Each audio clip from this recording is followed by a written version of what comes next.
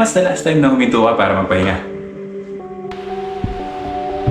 Go to a specific place para lumayo sa ingay ng syudad.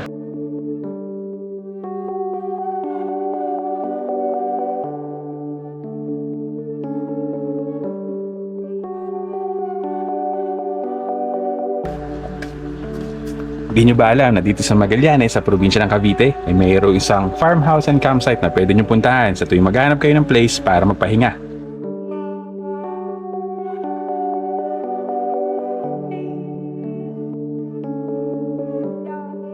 At ito, ang Sunrise Serenity Farmhouse and Campsite.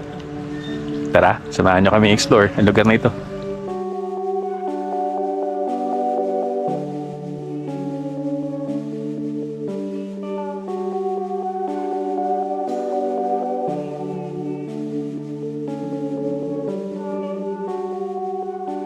What's up sa inyo mga tropang gala? It's me again and we are back for another video. And for today, binisita natin yung isang bagong farmhouse and campsite dito sa Magallanes, Cavite. Kasama ko ngayon si Sir Charles and right now mag-spend tayo ng overnight dito sa isang bagong farmhouse na nakita namin dito sa Cavite. So papunta dito, nag-drive lang si Chapaya, Rojas Boulevard, then tumagos kami ng coastal, palabas ng Tanza para marating itong lugar na to. And kung ano yung mga makikita dito, ito ipapakita ko. Tara, let's go.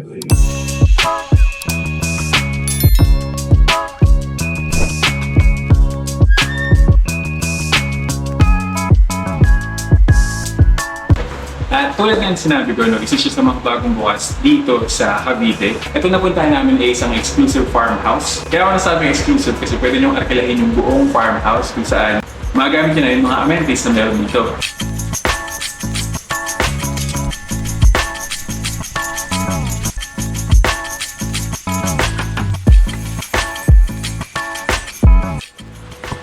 And aside nga sa pool, pwedeng-pwede ito sa mga magbabarkada and buong family dahil marami rin silang mga activities or marami kayong activities na pwedeng gawin dito. Isa na dyan yung billiards dahil meron silang billiard table dito. If your family or your friends is sporty, meron silang maliit na space for basketball dahil meron silang ring. Dahil meron silang net para makapaglaro kayo ng volleyball. Badminton, alam ko pwede rin gamitin yung net na yun. So, sobrang solid kasi meron silang space for those type of activities.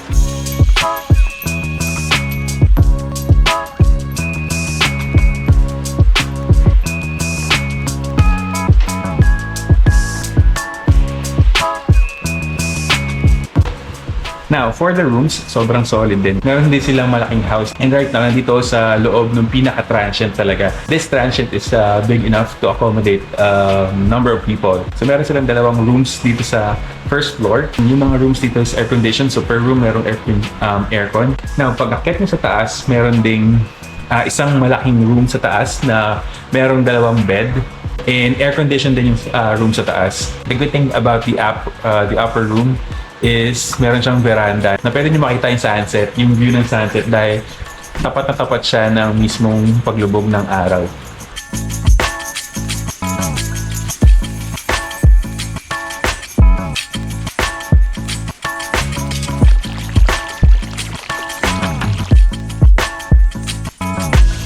And sa tabi ng poolside, meron silang mga teepee huts na pwede nyo tulugan din.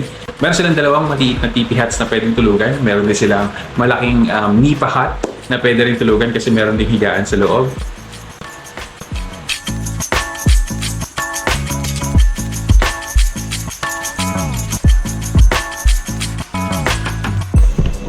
Also, ang maganda rito is that meron din silang kitchen na pwede nyo gamitin. Kompleto na rin yung mga gamit dahil meron silang mga plato, mga pinggan, baso na pwede nyo gamitin din. Yeah, may dalawang burner and then meron din silang pinapahiram or pinapagamit din nila yung mga kasirola, yung mga kawali kung sakali magluluto kayo dito.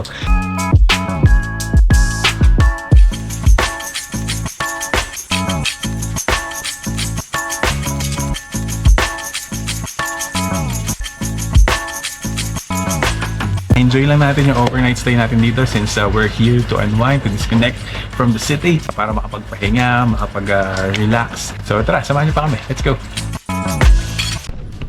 So yun, dahil masarap tayo magsaing, tayo nataasang magsaing ulit. At si Sir Charles magluluto siya nung Adoma Boys. So tayo, magsasaing tayo dahil malupit tayo magsaing. Pero, good thing about Sunrise Serenity is that Meron silang rice cooker. So, problemahin nyo na lang dito is kung tama yung tubig. Pag ito nagkamali pa, ewan ko na.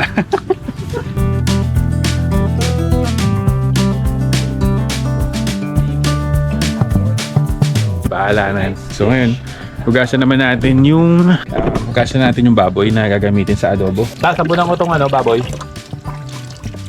Sabunan ko.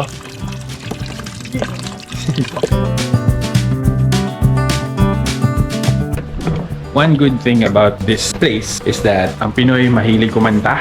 So, meron silang tadaan! Meron silang video okay. So, kung marami kayo nag-celebrate ng birthday, kasi normally pag nag-celebrate tayo ng birthday, di nawawala ang video okay.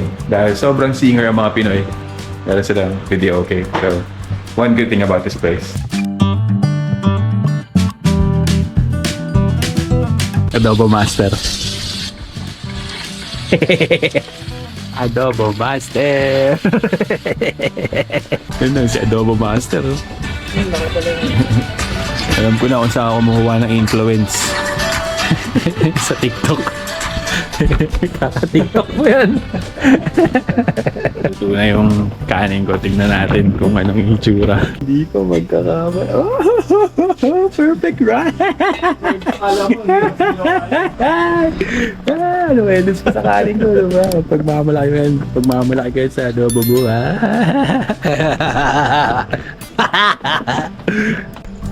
Isa pa palang maganda dito, pag gabi, nagbo-bonfire sila. Ito, nandito sila Tatay Ray. Sineset up nila yung bonfire. Tara, sama tayo.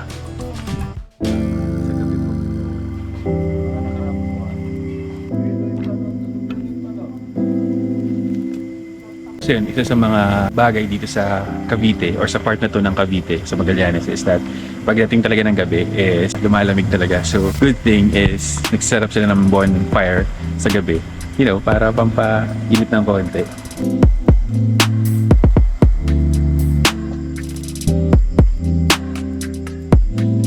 And meron silang sinet up ng mga upuan. Ayan, sa paligid ng bonfire. Kung magtutropa kayo, pwede kayong mag-bonding dito sa labas. Magpainit sa bonfire and magkwentuhan about nothing and experience yung ganda ng lugar. Sobrang solemn.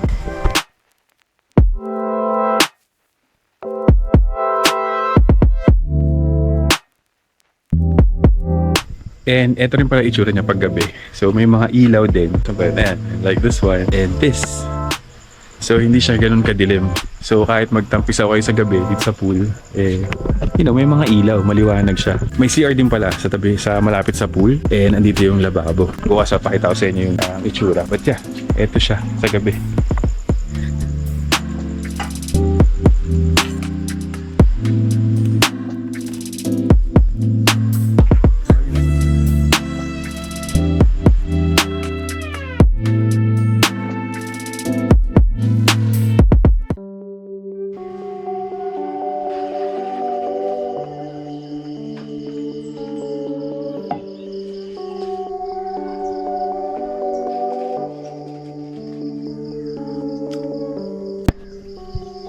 Good morning mga tropa. It's a beautiful morning here sa probinsya ng Cavite. Ay gising lang natin, no? And sobrang tahimik. Halos crickets lang tsaka mga baka yung naririnig natin ngayon. And yeah, gabi, maaga na rin kami nagpahinga. Sobrang sarap gumising sa ganito kapayapang lugar, no? Or sa ganito kapayapang morning. Ito nga hinahanap-hanap natin. Kaya tayo napupunta sa mga ganito to totally disconnect from the city. Sa ingay ng syudad. And makapagpahinga saglit, makapag-unwind, makapag-hot choco sa umaga ng payapa. We'll see kung ano pa mangyayari, no? So tara, samahan niyo pa kami. Let's go!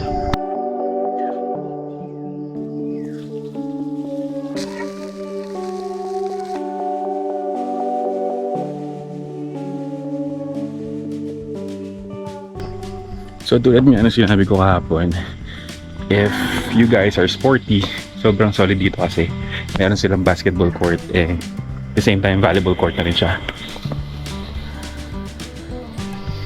So maglalaro tayo ngayong umaga. Exercise.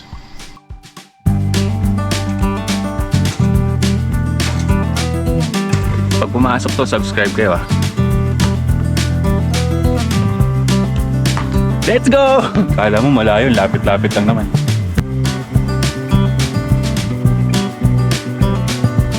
Eto, pag pumasok 10 sunod-sunod, subscribe kayo sa channel. Walang cut to.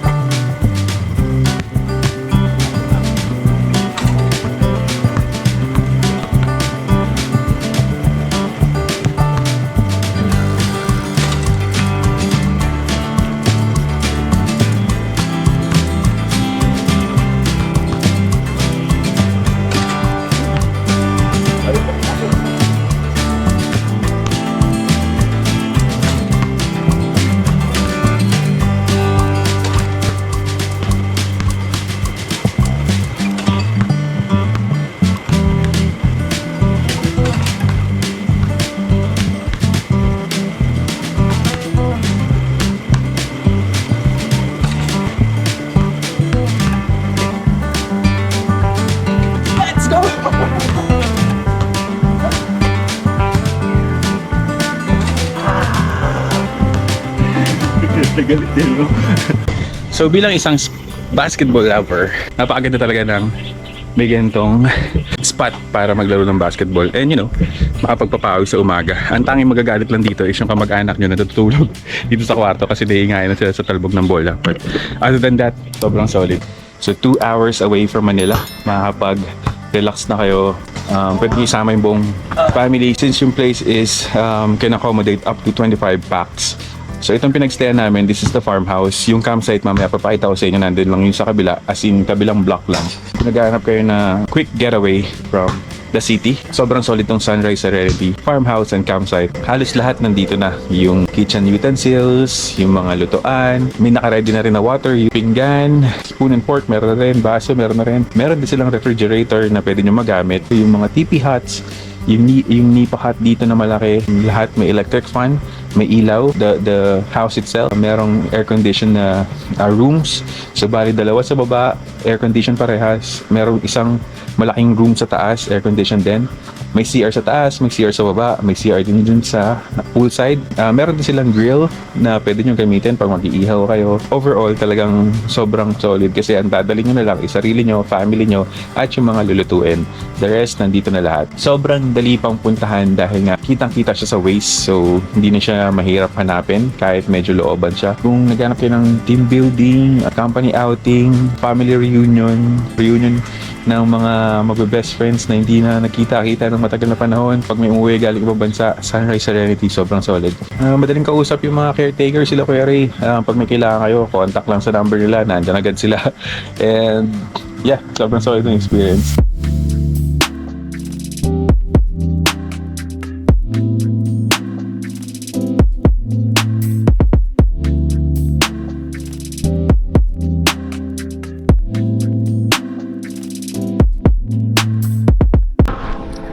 So yun, yung napuntahan natin is yung farmhouse. Doon tayo nagstay overnight. And this is Sunrise Serenity farmhouse and campsite. Nagtataka kayo kung saan yung campsite? Ito pinuntahan namin, which is a few blocks away lang. Yung farmhouse is nandun lang. Ito na yung mismong campsite. May signage ng Sunrise Serenity. Kasi ito siya. So isa siyang malaking space. May mga kubo. Actually, pwede kayo magtayo ng tent dyan sa loob para naka-elevate na yung tent nyo. Itong part na to medyo madamo.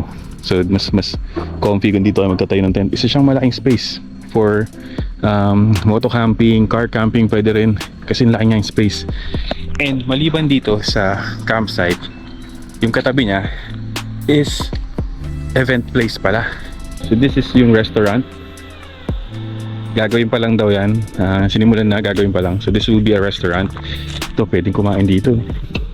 Kubo-kubo. At ang solid ng itsura. Kasi tingnan nyo naman, may mga bamboo sa paligid. Bamboos. So ito, di pa bukas pero sinisimulan na nilang buksan. And yung event place is dito lang sa tabi. So ito yung campsite sa kaliwa. Gitna tong restaurant. Ito yung event place. So kung gusto nyo makita kung gaano kalaki, ito siya. So for weddings, debut, birthdays, reunion, family get-together, na meron kayong program, sobrang solid dito. Complete na rin to with CR. So 1, 2, may mga urinals pala dito sa likod. Pero yung mga toilets nandito. Sobrang solid to. Napapaligiran pa siya ng mga bamboos, oh. Diba? Nakadagdag sa probinsya vibe ng lugar. So yun, pauwi na tayo, no? But yeah, this is the campsite, restaurant, may coffee shop din pala. Diyan. So, soon, bubuksan na yan. And the event place, sobrang solid, pwede na kayo magpa-reserve. So for reservations, ito yung number nila, lahat yan active, 3 number. Kung gusto nyo Facebook page, ito rin yung Facebook page nila, nandun din yung mga photos ng mga pwede nyo makita rito. But yeah, if you complete this vlog, makikita nyo yung buong itsura ng place. So sobrang solid. So papaalam tayo kala Kuya Ray. Mauna na po kami. Ate Leng. Una na daw sila pasang kamay Okay lang ko. po. Sige, salamat po. Kuya Ray. Nagano ako ng swimming pool. Salamat din po. Mauna na po kami. Sige sir. Thank you po, thank you. So yun sila, Ate Leng and Kuya Ray, sila yung makakausap nyo pag nagpunta kayo dito. And yeah, sobrang solid kasi alagang-alaga. Kung anong kailangan nyo, nandiyan lang sila lagi. 1 call away or text away. So tara. Let's go!